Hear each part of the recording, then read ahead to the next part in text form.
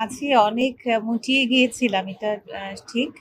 আসলে অনেক পারিপার্শ্বিক অনেক কিছু বিষয় থাকে। অনেক সময় স্ট্রেসের কারণেও মানুষ একটু আ ওয়েট গেইন করে। নিন্দুকেরা বলে যে মাহফুজুর রহমানের অর্থ সম্পদ নাকি আপনি সব গুছিয়ে টুছিয়ে আরমানকে বিয়ে করে ফেলছেন। মাহফুজুর রহমানের যদি এমন কোনো অবজেকশন থাকতো, তাহলে উনিও তো একটা প্রেস কনফারেন্স করে ফেলতে পারত। এত টাকা চেয়ে চাই যেন তোমাকেই পাই হাতে বাড়ালে আরো ভালোবেসে থাকো যদি পাশে জীবন বাঁচে কত ভালোবাসি তোমার জানো কি তা তোমার চোখে দু চোখে রেখে ভরে না চোখের পাতা। বিকাশ পেমেন্টে 10,000 টাকার বেশি অফার। শপিং চলছে তো। আসসালামু আলাইকুম। এনটিভির দর্শকদের স্বাগত জানাচ্ছি আমি স্পেশাল করেসপন্ডেন্ট জাহিদুর রহমান। দর্শক, আজকে আমাদের অতিথি কণ্ঠশিল্পী ইভা আরমান। একটু চমকে গেলেন নিশ্চয়ই, না? হ্যাঁ, যাকে আপনারা ইভা রহমান হিসেবে চিনতেন তিনি ইভা আরমান, তাই না? জি, জি, আসলে ইভা আরমান নামটা হ্যাঁ, একটু পরিবর্তন হয়েছে। তবে আমি বলব যে আম আমার নাম হচ্ছে আসল নাম, পুরো নামটা শেখ উর্মি আরমান ইভা। তো সেখান থেকে ইভা আরমান এভাবেই। আচ্ছা, ইভা আরমান হবার পর জীবনটা কতটা পরিবর্তিত হয়েছে, মানে রহমান থেকে আরমানে রূপান্তর হওয়ার পর? জীবন তো সবসময় আপন গতিতেই চলে এবং জীবনে কিছু ভাঙা গড়া থাকবে, কিছু উত্থান পতন থাকবে, এটাই স্বাভাবিক। তবে সব মিলিয়ে আলহামদুলিল্লাহ ভালো আছি। আমি তো আরেকটা পরিবর্তন দেখছি, মানে ইভা রহমানকে যেরকম দেখেছি, কিন্তু তার চেয়ে ইভা আরমান অনেক বেশি স্লিম। মানে কি, মানে আমার কাছে একটু অবাক লাগছে। হ্যাঁ, তো আমি মাঝে অনেক মুটিয়ে গিয়েছিলাম এটা ঠিক। আসলে অনেক পারিপার্শ্বিক অনেক কিছু বিষয় থাকে। অনেক সময় স্ট্রেসের কারণেও মানুষ একটু আ ওয়েট গেইন করে। তো এখন সবকিছু মিলিয়ে আলহামদুলিল্লাহ মানে একটা রুটিন লাইফে মানে যা মেইনটেইন করা দরকার, যেভাবে মেইনটেইন করে চলা দরকার, সেভাবে চলছি এবং ব্যাস এখন এভাবেই দেখছেন। হ্যাঁ দর্শক, আরেকটি কথা বলতেই হবে। সঙ্গীত শিল্পী কিন্তু এখন লেখিকা হিসেবেও আত্মপ্রকাশ করতে যাচ্ছে। আপনি চিঠি লিখছেন কাকে? হ্যাঁ, এবার আমি গত বছরই ২০২৫ এ আমি আমার কবিতার বইটা লেখা সম্পূর্ণ করেছি এবং তখনই এইটা আ আ অন্য প্রকাশ থেকে এটা পাবলিশড হয়েছে। তো এবার যেহেতু বইমেলায় আমার কবিতার বইটা পাওয়া যাচ্ছে। আর এখানে যে কবিতার বইটা নামটা যে আমি আ ঠিক করেছি যে চিঠি, এটা আমার পাঠকদের জন্য আমার প্রতিটা কবিতা একেকটা চিঠি। আমার বিশ্বাস যে আম আমি খুব সাবলীল ভাষায় লেখার চেষ্টা করেছি। খুব কঠিন বাক্যচরণ করিনি। তো আ আমার যেই চিঠিগুলো, যেই কবিতাগুলো আছে, তো প্রত্যেকের কাছে মনে হবে কোনো না কোনো একটা কবিতার সাথে তার জীবনের সাথে একটু হলেও মিল খুঁজে পাবে। তো আমার কবিতাগুলো আমার পাঠকদের কাছে আমার পাঠানো চিঠি। ব্যক্তি জীবনে প্রেমের চিঠি কতবার লিখেছেন? যখন আপনি স্কুলে পড়েন, তারপরে কলেজে? প্রশ্নটা একটু উল্টো হয়ে গেল না? হোক না। না, প্রশ্নটা হওয়া উচিত ছিল যে কতবার পেয়েছি। আগে লিখেছেন কতবার, সেটার উত্তর দিয়ে আমরা ওখানে যাব। না, লেখা হয়নি। সত্যিই কোনোদিন প্রেমের চিঠি লেখেননি? আসলে প্রেমের চিঠি তো মানে পাইনি কখনো, এটা বলা ভুল হবে। পেয়েছি কিন্তু না, লেখার দুঃসাহস করিনি। এই যে বলছিলেন যে একটা স্ট্রেস থেকে এখন একটা স্বাভাবিক জীবনে, স্ট্রেসের অভিজ্ঞতাটা শুনতে চাই। মানে দেখুন, আসলে জীবনটা প্রতিটা মানুষের আলাদা এবং সমস্যাগুলোও কিন্তু আলাদা। প্রতিটা মানুষের জীবনে চলার পথে যে ঘাত-প্রতিঘাতগুলো আসে, সেগুলো হয়তোবা আমার জীবনের সাথে মিল নাও থাকতে পারে। তবে আমি প্রতিটা মেয়েকে একটা কথা বলব যে, একটা মেয়ে যখন শুধু একটা মেয়ে থেকে যখন মা হয়, তখন মা হওয়ার সাথে সাথে কিন্তু তার দায়িত্ব অনেক গুণ বেড়ে যায়। তখন অনেক সময় পারিবারিক অনেক উত্থান পতন, আহ, মান অভিমান, ঝগড়া অনেক কিছুই থাকতে পারে, কিন্তু সন্তানের দিকে তাকিয়ে হলেও অনেক সময় অনেক কিছু সহ্য করে মানিয়ে নিয়ে একটু দূরত্ব বজিয়ে রেখে নিজের কথা এবং সন্তানের কথা চিন্তা করে একটা, আমার মনে হয় যে একটা হেলদি লাইফ, একটা হেলদি রিলেশন বিল্ড করা সম্ভব। তো আমি প্রতিটা মেয়েকে এটাই বলবো যে খুব বেশি কোনো কিছুতে মানসিকভাবে বিপর্যস্ত না হয়ে যেন তারা একটু চিন্তা করে যে আমার অ্যাবসেন্সে আমার সন্তানের কি হবে, এবং সেভাবেই যেন তারা পদক্ষেপগুলো নেয়। ইভা, আপনার শৈশব কোথায় কেটেছে, কোথায় জন্মেছেন? আমার দাদা বাড়ি হচ্ছে কলকাতা, 24 পরগনা। আমার দাদা একজন লেখক ছিলেন, দাদা ভাই। আর আমার বাবা মূলত বিজনেস করতেন, উনি অটোমোবাইল ইঞ্জিনিয়ার ছিলেন। এবং আমার লেখাপড়া সবসময় মানে আমার জন্মই হয়েছে ঢাকাতে, আমি ঢাকার মেয়ে। আমার লেখাপড়া শুরু হয়েছে Mirpur girls ideal laboratory institute এবং Adamjee cantonment college, Mohammadpur central university থেকে। তা আমি ঢাকারই মেয়ে। আমার একদম জন্ম, লেখাপড়া, বেড়ে ওঠা একদম ঢাকাতেই সবকিছু। মিডিয়ায় কিভাবে সংযুক্ত হলেন?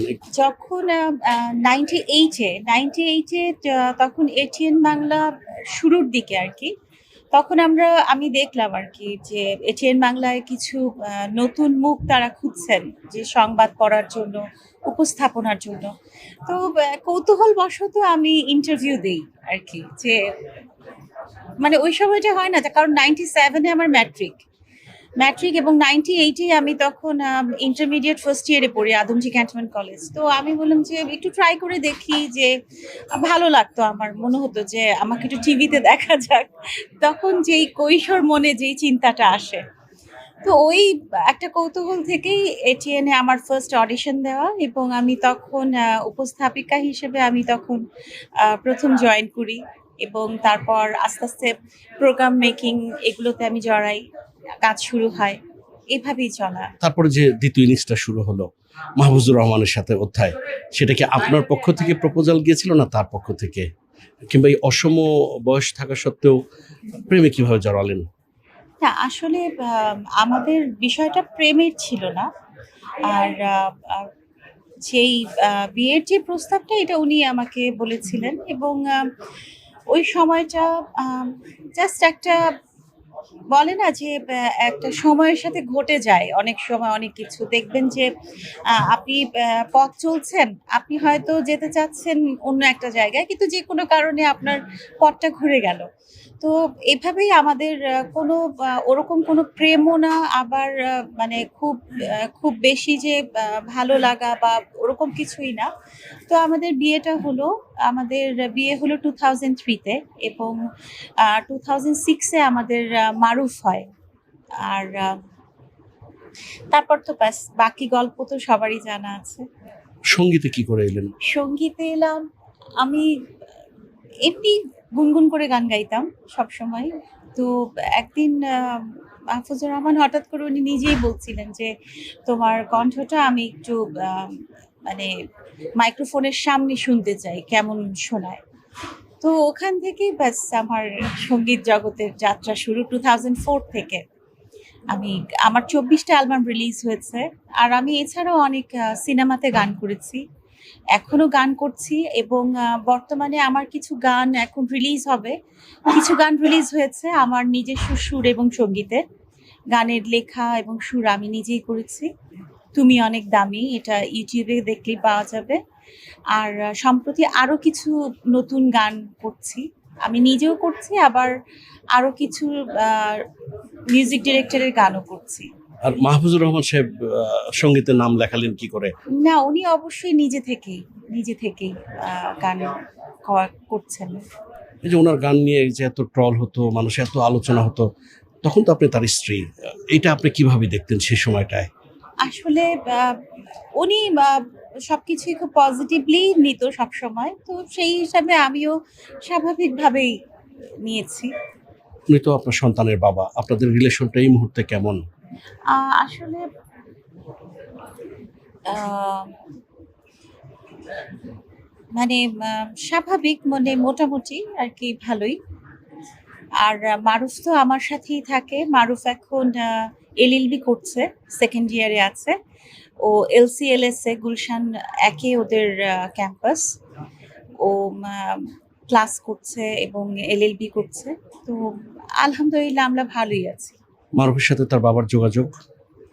খুব খুব কম হয় আসলে। উনিও ব্যস্ত থাকেন, মারুফেরও পড়াশোনার একটা প্রেশার থাকে, সেই জন্য। আর আরমান তো অনেক সাপোর্টিভ আমাদের ব্যাপারে।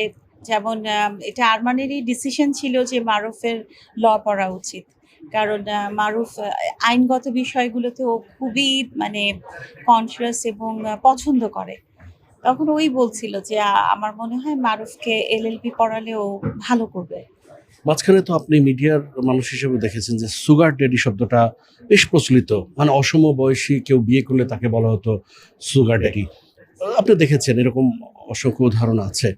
আপনার কাছে কখনো এরকম মনে হয়েছে যে আপনিও তাদের একজনের মতো হয়ে গেছেন, মানে একটু অসম বয়সের একজন মানুষকে বিয়ে করে সে দাম্পত্য সম্পর্ক এগিয়ে নেওয়া, ঝড় ঝঞ্ঝা ভেঙে যাওয়া, চুরমার হয়ে যাওয়া, জীবনের একটা গুরুত্বপূর্ণ সময়টাই শেষ হয়ে যাওয়া? আহ, এখন আসলে বলতে গেলে কি যে আহ, অসম বয়সের যেই কথাটা, এটা এখন অনেক বেশি প্রচলিত। কিন্তু আমরা যদি একদম সেই পূর্বে আরো অনেক আগে চলে যাই, তাহলে এই অসম বিয়ে কিন্তু সে আমাদের দাদি নানির আমলেও হয়েছে। কেমন যে দেখা গেছে যে হয়তো বা ওয়াইফ মারা গেছে, সেক্ষেত্রে আবার হয়তো সেকেন্ড থার্ড বিয়ে করেছে, এবং খুবই তার সাথে একটা বয়সের ব্যবধানও আছে, এবং তারা পরবর্তী জীবনে সংসারও করে গেছে। তখন কিন্তু তাদেরকে কাউকে উত্তর দিতে হয়নি যে আপনি সুগার ড্যাডি বিয়ে করেছেন বা সুগার মাম্মি বিয়ে করেছেন। বিষয়টা কিন্তু এমন না আসলে। বিয়ের বিষয়টা হচ্ছে কি, এটা আল্লাহর তরফ থেকে আসে।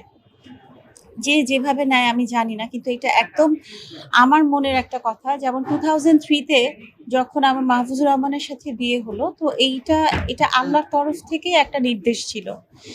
হ্যাঁ, এখন কোনো কারণে মতের অমিল থাকতে পারে, কেমন মতের অমিল থাকতে পারে, অনেক বোঝাপড়ায় টানাপোড়েন থাকতে পারে।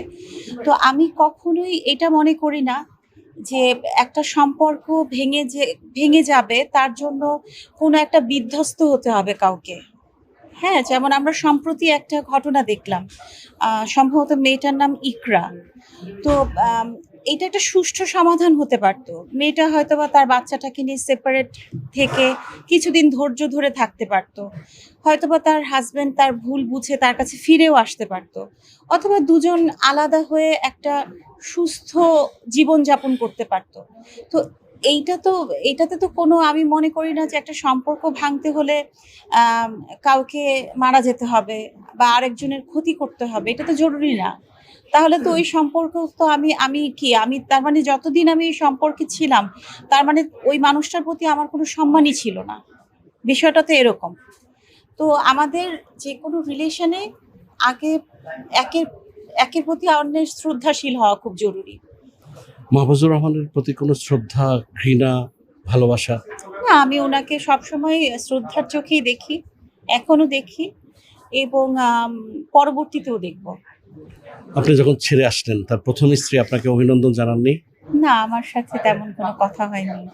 আপনার আগামী দিনের পরিকল্পনা কি? আগামী দিনের পরিকল্পনা বলতে আমি গানের জগতে তো সবসময় ছিলাম। মানে সেই গান আমি ভীষণ ভালোবাসি। আমি অনেক গান শুনি, গান গাইতে ভালোবাসি। এখন পাশাপাশি গান লিখছি, গানের সুর করছি, গাইছি। আর আমার যেহেতু কবিতার প্রতি অনেক একটা ভালোবাসা। আমার দাদা ভাইয়ের এই একটা ধারা, মানে আমার ভালো লাগে ভাবতেই যে দাদা ভাই অনেক বড় একজন কবি ছিলেন কলকাতার, কিন্তু ওনার মতো তো হতে পারবো না। মানে অ্যাটলিস্ট যেন কিছুটা হলেও ওনার কিছু গুণের ছিটাফোঁটা যেন আমার মধ্যে থাকে। তো ওইখান থেকে চেষ্টা করি আর কি লেখার। তো এভাবেই লেখাটাও চালিয়ে যাব পাশাপাশি, গানের পাশাপাশি। হিন্দুকেরা বলে যে মাহফুজুর রহমানের অর্থ সম্পদ নাকি আপনি সব গুছিয়ে টুছিয়ে আরমানকে বিয়ে করে ফেলছেন, মাহফুজুর রহমান স্বয়ং নাকি প্রতারিত, এই উত্তরটা কি দিবেন? আসলে কি অর্থ সম্পদ হাতিয়ে দিয়েছেন সত্যিই? না দেখুন, আসলে আরমানের সাথে তো আমার 2021-এ বিয়ে হলো, আমাদের সেপ্টেম্বরের 19-এ বিয়ে হলো। তো মাহফুজুর রহমানের যদি এমন কোনো অবজেকশন থাকতো, তাহলে উনিও তো একটা প্রেস কনফারেন্স করে ফেলতে পারতো। তো এটা আমাকে না জিজ্ঞেস করে বরং ওনাকে জিজ্ঞেস করেন, ভালো উত্তর দিতে পারবে। বা আপনার প্রিয় গানের 4টা লাইন যদি একটু শোনান দর্শকদের। যেমন আমার একটা গান আছে, অনেক আগের, মান্নান মোহাম্মদের সুর ও সঙ্গীতে করা, যে এতটা কাছে চাই যেন তোমাকে পাই, হাতে বাড়ালে আরো ভালোবেসে থাকো যদি পাশে, জীবন বাঁচে কত ভালোবাসি তোমার, জানো কি তা, তোমার চোখে দু চোখে রেখে ভরে না চোখের পাতা। দর্শক, এতক্ষণ আমাদের সঙ্গে ছিলেন জনপ্রিয় কণ্ঠশিল্পী ইভা আরমান। চেষ্টা করবো আগামীতে নতুন কোনো অতিথি নিয়ে আপনাদের সামনে হাজির হতে। ততক্ষণ পর্যন্ত সবাই ভালো থাকবেন, সুস্থ থাকবেন, আর এনটিভির সঙ্গেই থাকবেন। আর দর্শকদের জন্য কিছু তো বলবেন। দর্শকদের জন্য আমার এটাই বলার যে অনেক আগে থেকেই দর্শকদের অনেক অনেক ভালোবাসা পেয়েছি, এবং আগামীতেও যেন দর্শক আমাকে এভাবেই ভালোবাসা দিয়ে যায়। ব্যাস আমার এটাই, এতটুকুই চাওয়া।